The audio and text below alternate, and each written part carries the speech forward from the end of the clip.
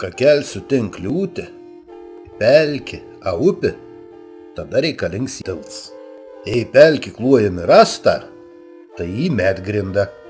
Jei upės brastai pakraščią grindžiami akmenėmis, buočių vadinamas kūlės, tai į kūlgrindą. Šį kelią tarnavo susisiekimų ir tarp pilių įgulų, tarp kaimų, kadangi daugiausia kūlgrindų į prie Piliakalnių į Alkakalnių, kūlgrinda galėjo būti tom slaptuoju keliu, kad priešą nerastų prieėjimą prie pilių iš šventų veitų. Kūlgrinda žemaitiška, kaip žinau, tai yra žodžių junginys. Kūlis žemaitiška yra akmuonė, nekėti kirčių, ne kirčių, nekėti kulį, žinai, kulį ir biškai kitap yra. O kūlis yra akmuo, akmenims grįs kelias senovė. Žemaitė akmenims būdavo įsigrindinti kelius savo slaptus, kad galėtų praeiti pro pelkes. Mes turim kūlgrindas 3 atkarpas čia. Ir esam pirmoji atkarpu, kad per upelį pabraidysim, nereikia labai giliai bristi, nes antroji atkarpa jau tokia gilesnė būn karstas, gilis pabūt, tai net tokie pažastų sukiln, priklauso labai nuo metų laiko, kada vundu pakiln, kada vundu nusileid. Čia ir tas kelias tarp 2 piliakų, tarp Paršpiliaus, čia šalia buvo ir už kilometrų Paršpilis, jau Kryžiuočių kronikos 3 kartus paminės į Medviegos. Medviegos yra iš viso apie 20 kartų paminės Kryžiuočių kronikos, tai galėdavo čia siekti ir įgulas tom slapto keliu. Ir galėjo paprasčiausiai žmonės praeiti. Pirmi žmonės būdavo riboženklius sumerkdavo, paskutinis išeidams ištraukdavo, nes kelias biškai ant vingiuts ir nežinau, kad nuės iš šono, kad žingsnis iš šono būdavo nuo 6-8 metrų dumblą. Gali nuburbuliuoti.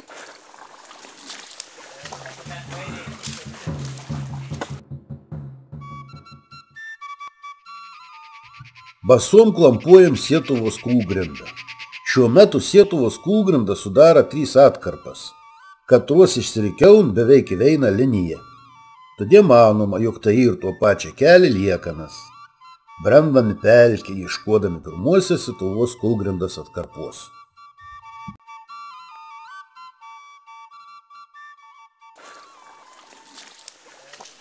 Čia va pro čia įlendam. Vundė nukšils dabar, kaip tik. Girdi, man specialiai, juk gali... Pavyzdys, kokį jūs trūpnė esą. Žiūrėk, čia takas praminės, kai su buldozeriu. Na. Labą dieną. Kažkaip akmens neužėjau dar. Pasakys kada. Po biščiuką. Su baltakuojais ir galėjai birš per to, nebijau.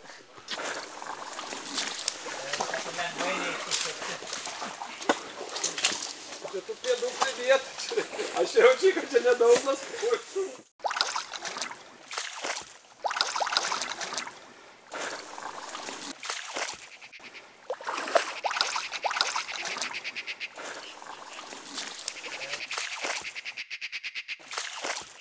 Čia ta kūlgrinda.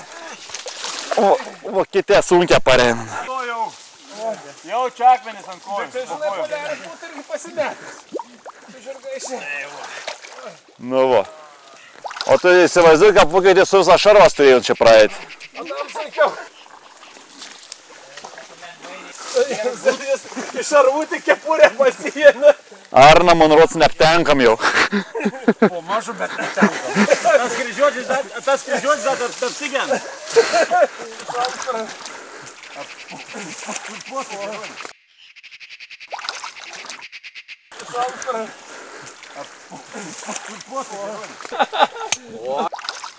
O.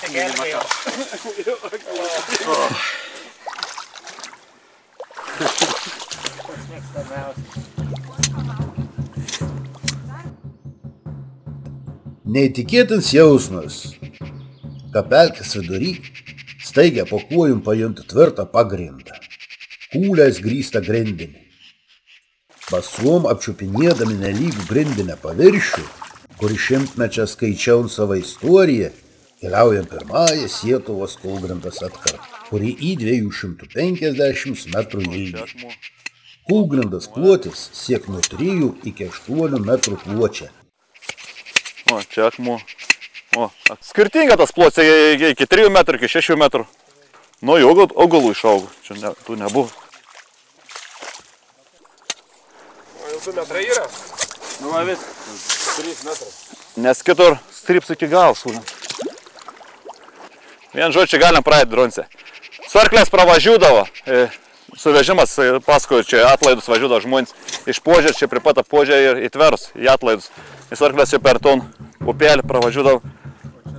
Tai pirmoji, dar 1899 metas rusų archeologą Fiodorą Pakrovskį aprašyta Lietuvos kūlgrinda.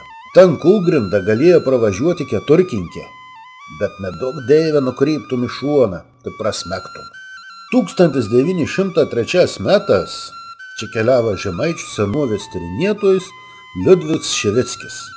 Pats vežimu pervažiavęs Sietuvą, giliausio veito, vanduo siekęs arklių šonus. Vadinam sliūns, jums aplingūjas, čia ką važiu. Ir apėdom tokių pivykį, visą laiką nebuvo niekių įvykių, čia takų nebūdavo. Im strypo, pasibaksnuok čia už mane.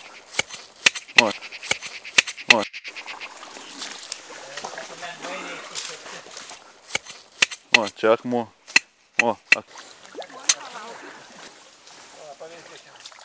Svarbu mūšiai, kad vėliavnešiais nežūtų, vis kiti dzinai. 19 amžiuje žemėlapiuose Sietuvos kūlgrinda pažymėta kaip dalis kelio Kaltiniena Tvera. Vietinė žmonės dabar prisimena, kaip kūlgrinda iš Požerės važiavę į Tverus. Kažkai, tų upelių gali perplaukti, ne? Esam plaukė kažkada, bet nusenk žaltį savo vasaros metai karštas, nežinau. Tas akmuo toks, šiaip tokia pelkė akmuo yra baisiai keistas jausmas. Tu nieko nedėjo dar, ne? Kažkaip neprikuoja, ne? Jo, taip atrodo, niekaip nesuderinams dalyks, pelkės ir akmuo.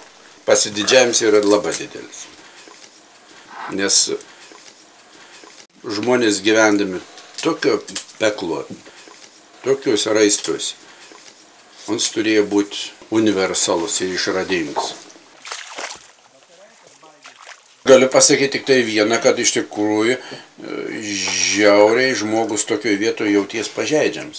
Tu nesupranti, ką darai, nežinai, kur eini, nes tu gali pasukti į kairį, į dešinį ir kairį, į dešinį gali būti labai giliai dubė. Kūlgrinda, kaip pačiupiu su koja spado kūlį, tai kaip dyva kokie. Reik pasididžiuoti mūsų protėvių išmintėm ir kaip apie mūsų kraštą pasako, kad čia sunku buvo pragyventi panašia, bet nieks nekreipdėmės, kad 70% miškų buvo, kad vandens lygis buvo aukštesnis, nereikėjo kelių pelti. Kūlgrindas pelkis pasidarydavo, vis eis susekiems vandeniu žvėrių takas, užtat žemaituks turėjo žemus.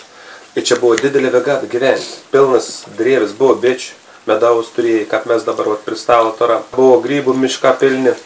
Ir čia žmogus jautė saugus. 1000 metų žmogus jautė saugus harmoniją su gamta. Kryžiuočiai visi bombintų žemaičių 200 metų. Ten reikia išgyventi žmonėms. Žmonės sako, tą didelį labai pagarbą ir sugebėjo žmonės išgyventi, dėl to sako, užsispyrys žemais, toks. O tu nuvažiuok į Dzūkiją, į tus miškelius, kur yra smiltis.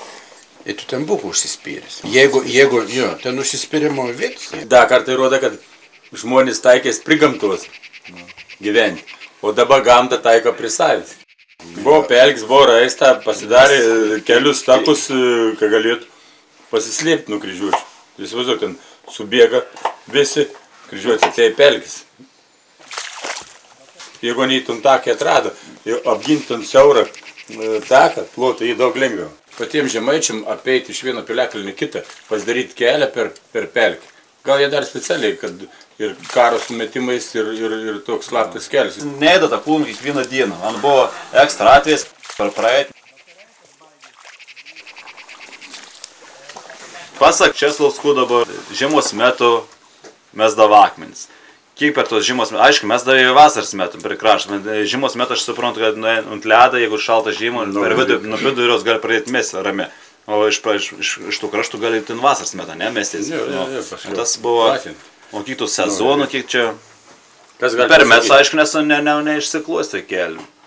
Bet mes nežinom, tai nei tų žmonių pajėgumų, nei tų kiek anų buvo. Kaip tu sakai, kūlgrinda buvo 4-6 metrų pločio. Tai niekaip tu neprimesi akmenų, kad jie neišsklistų ir neišverstų. Turėjo būti sukalti kažkokie uolai, ar ąžuoliniai, kokie jie ten bebūtų. Turėjo primesti žabų, medžių, nes vis tiek kažkas pakraščius turėjo laikyti. Dėl to datavim, čia aišku, niekada nesutiksam, visi vienoda. Čia sako 800 metų, gal ta kūlgrina irgi, gal 1000 metų, gal tam tik 500 metų. Nes akmeną, kaip ir sumesti, kaip sakiau, iš pradžių, tai šatras kokį sumeti, paskui užmeti akmenus ant vežos, iš šon turėtų laikyti ąžuolinė baslė turėtų būti. O tu iki baslė išsitraukė, nupjūvė, tada gali nustatyti laikmetį, tada gali prisirišti prie to maždaug kokiam datavims. Atmintis ir tas pats sugebėjimas buvo. Bet suprantu, jeigu rodinti kažkokį tigrą, kažkokį 11, o amžiaus ištyrinėti, jiems pasakė, jūs iš tikrųjų ten rado, tai jau tas prie to tigaliuose gali prisirišti, niekas nestum pelkėm, mišką, kažkur nepamesto į tigalius. Kažkas eika kariuomenį per šakį, kažkam nusimūlė, kažkam pameta.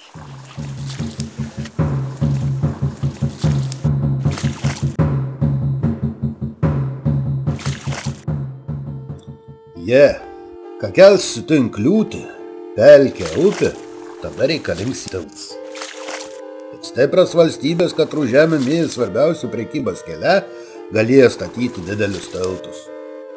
Archaiškiausias lietuviškas tiltas – kūlgrindas, dažniausiai ženklinančias vietas, kur buvo įsikūrusios svarbiausias įvairias proistorijos laikotarpės senovės lietuvių gyvenvietės. Apie šį žmogaus rankų kūrinį Česlovas Kudaba rašė: Sietuvos kūlgrinda – didis mūsų krašto archeologinis paminklas.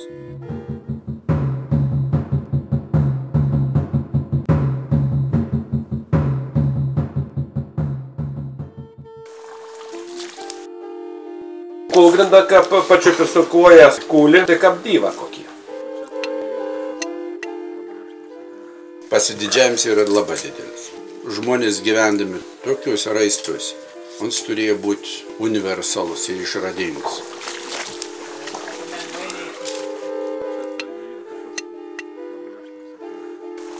Ta didelė labai pagarba ir sugebėjo žmonės išgyventi, dėl to sako, užsispyrys žemais, toks ir šioks.